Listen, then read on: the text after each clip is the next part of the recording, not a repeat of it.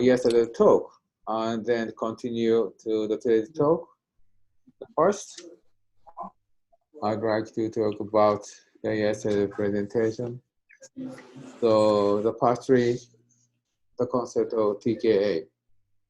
The concept of TKA is just respiratory disease condition. So the key point is this one, MCL. So after the osteoarthritis, due to the various alignment by the wear of the cartridge, but MCL is shrinked and then restore the tension and length of the MCL. That means the restore the pre-disease condition. That is the concept of UKA. And this is a fundamental of UKA. This is through the surface includes surgery. Okay, one coming. Okay. And this is a true intra-articular operation. In contrast, high tibial is a true extra-articular operation. And the TKA is both.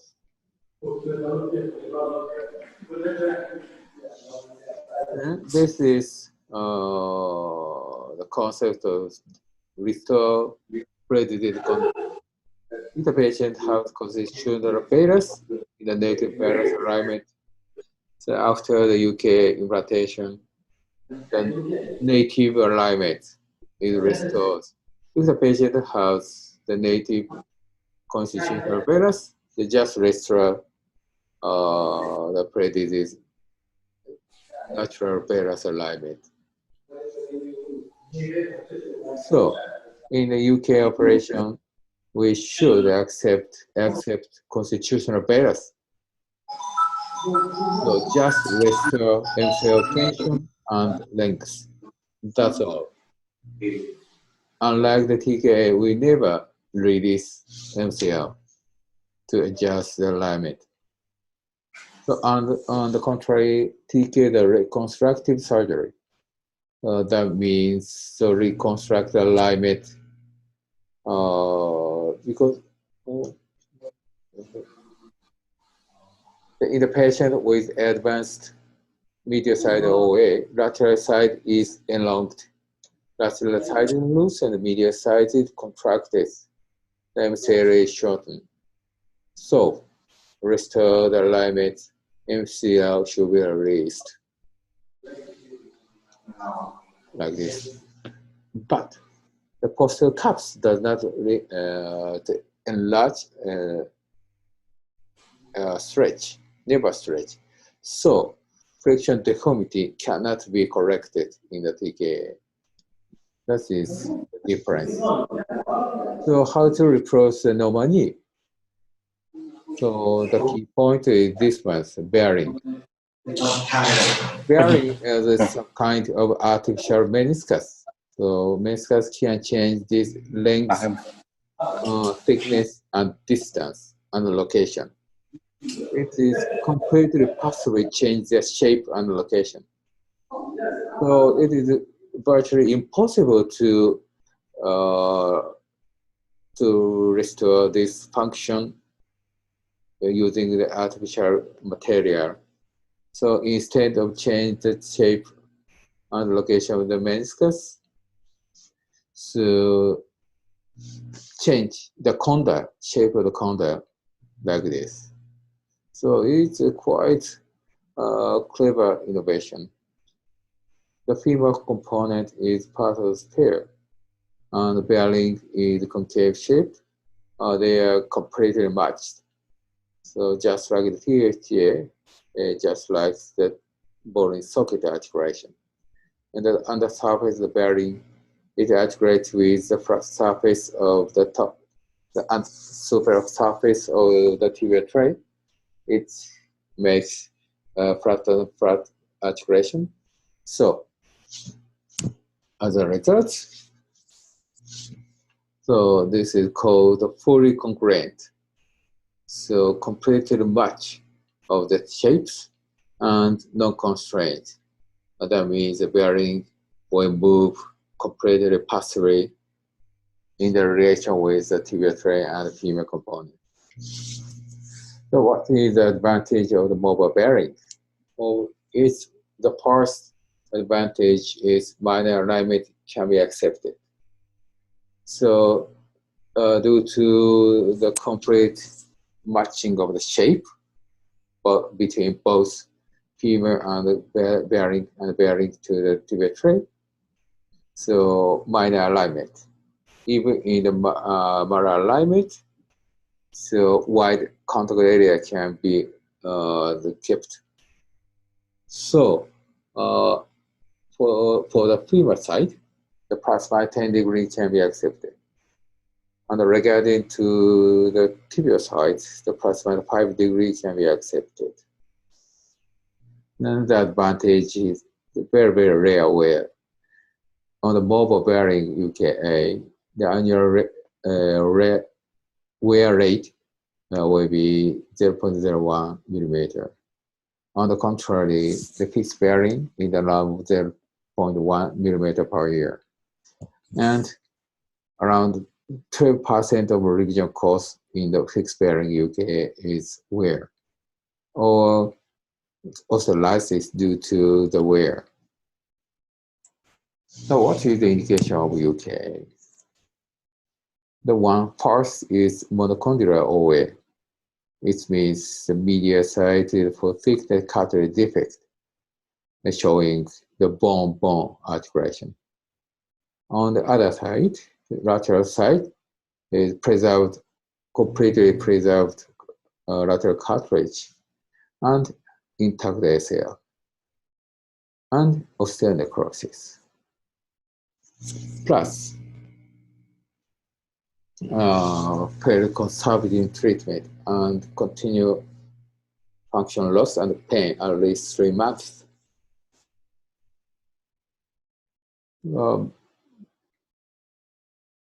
But we can easily recognize the medial side bone and lateral sides, preserve lateral cartilage.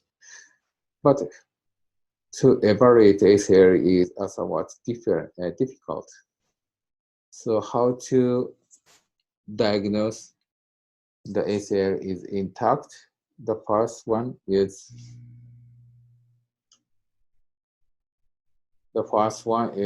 the manual examination, such as anterior test and Rackman test. But it is sometimes difficult to recognize the anterior instability due to the manual test because of osteophyte and contraction of the soft tissue can prevent the anterior shift of the tibia. This is MRI. MRI is also beneficial, but sometimes ACL condition is underestimated or overestimated. In addition, MRI is extremely high cost in most countries. But in Japan, it is more popular. So we frequently use the MRI, but it can cause misdiagnosis. And stress test. Stress test is the anterior stress test, but it's the same, similar to the manual test. The anterior shift is prevented due to the osteophyte or soft tissue contracture. And arthroscope.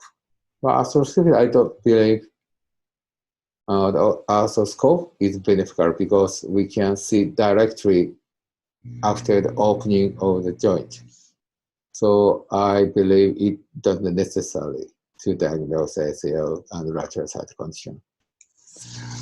We frequently use the stress X-ray to make sure if the patient is includes the intact ACL, the intact lateral cartilage. So in 20 degrees inflection and 10 degrees slanted X-ray beam, and in the bulbar stress, medial side bone, and bulbar stress, lateral side is normal joint space, and correctable beta cell. in the Vargas stress, alignment is corrected. But sometimes the patient has a constitutional failures. So in these cases, I focus on the joint line of the femur and the tibia. If the two lines come to parallel, I think the patient is this failures is correctable. In addition, it is very useful, the Rosenberg view. It is very useful. So we can recognize in the same time the bone medial side and lateral side in the cartilage. It's quite simple and very useful.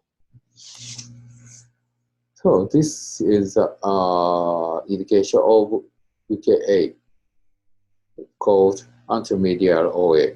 That means in the osteoarthritis knee with intact ACL. That means anteromedial OA means the cartilage way is limited in the anteromedial aspect of the tibia. And posterior cartilage is intact, stays intact. What does it mean? This is a schema. The red part is a worn out cartilage. So under the loading condition, it can be shrinked, and the MCL will be loosened. But that is under the condition of ACL intact ACL, the posterior cartilage will be retained. So in the flexion, the normal cartilage on the both femur and the tibia side can be contacted in this condition. The tension length of the MCL is restored. So in the ACL intact condition, MCL never shrinked. So varus is correctable. In contrast, if the ACL defect, if under the condition of ACL deficiency, the tibia will move anteriorly. As a result, posterior cartilage will open worn out. So in this condition, not only the extension but also the flexion, so the worn out bone surface will contact to each other. So in both extension and the flexion, MCL always loosen. Then finally, the MCL will shrink. So in this condition, varus is not correctable. So this is the way explanation of the deformity. Oh, this is the varus thoracic medial side bone, but valgus thoracic is intact. But sometimes in the valgus thoracic, we can see the lateral cartilage worn out. This is the contraindication of UKA. So in this patient, we need to do the TKA.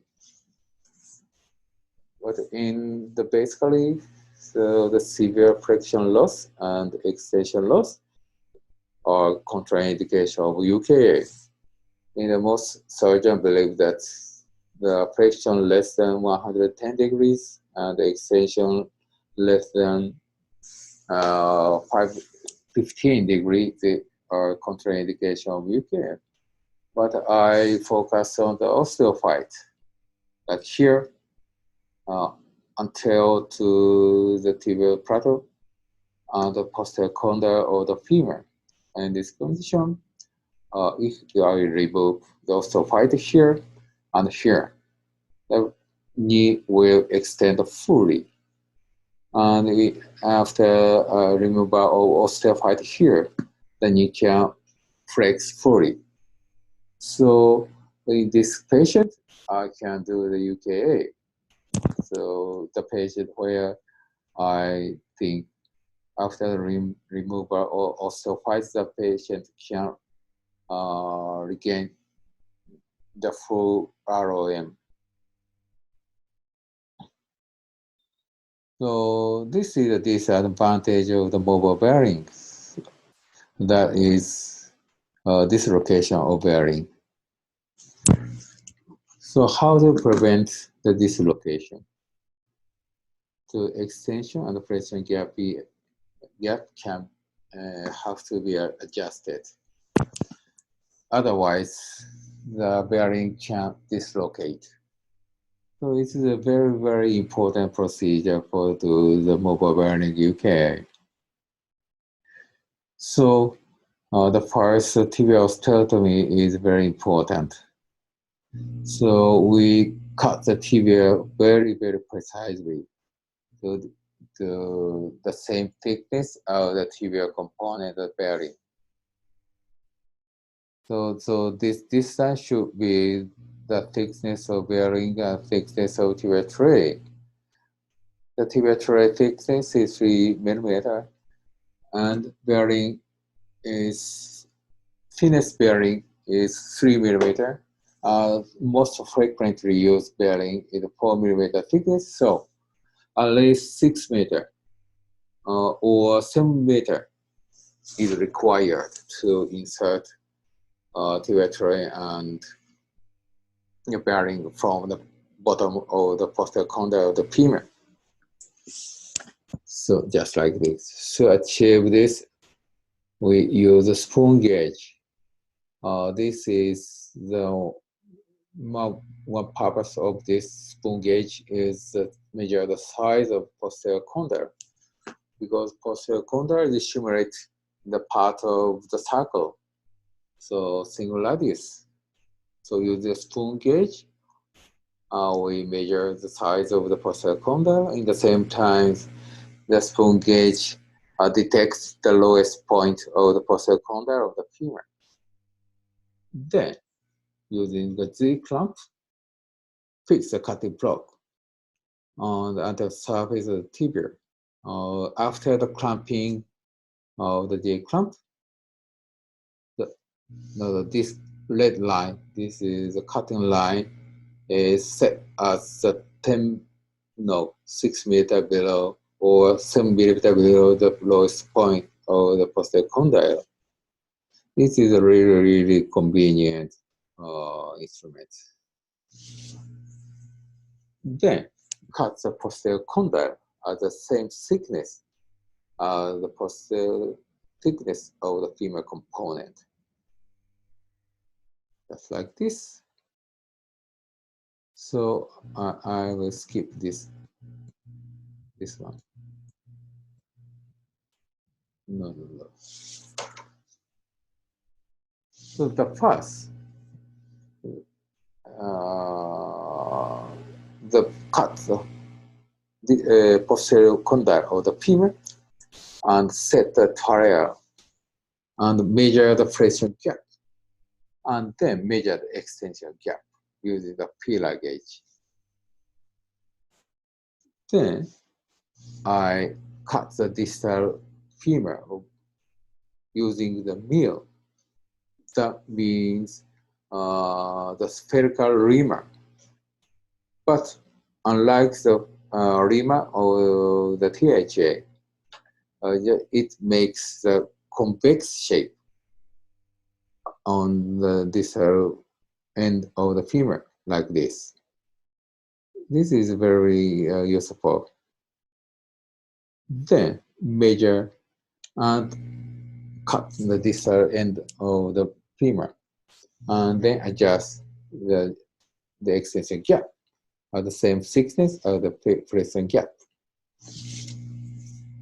So to measure the extension gap, so knee should be flexed around the 20 degrees. Because if we extend the knee fully, the posterior capsule will be tightened. Then extension gap can be shrinked. So to relax the posterior capsule, we need to flex around 20 degrees.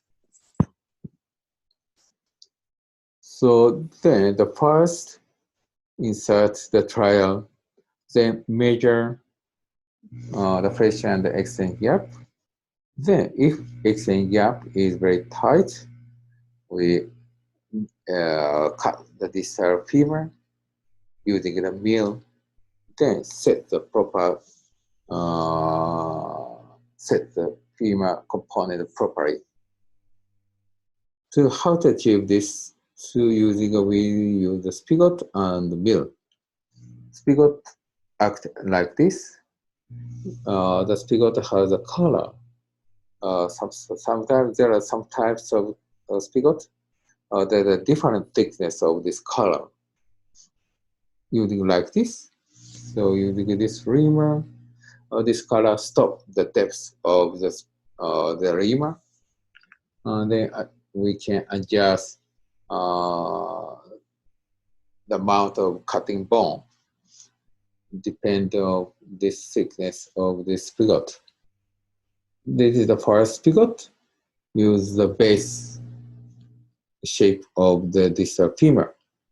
Then measure the extension gap and flexion gap, and then insert. Sorry, this is incorrect. This color should be touched here.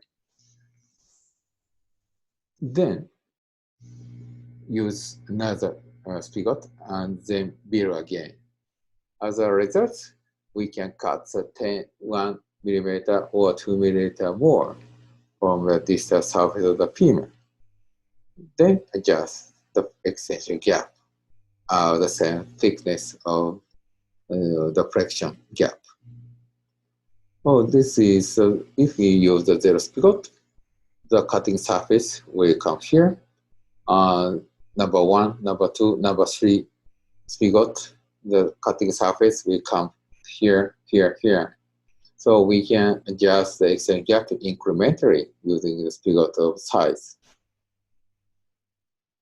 So using the spigot, so we can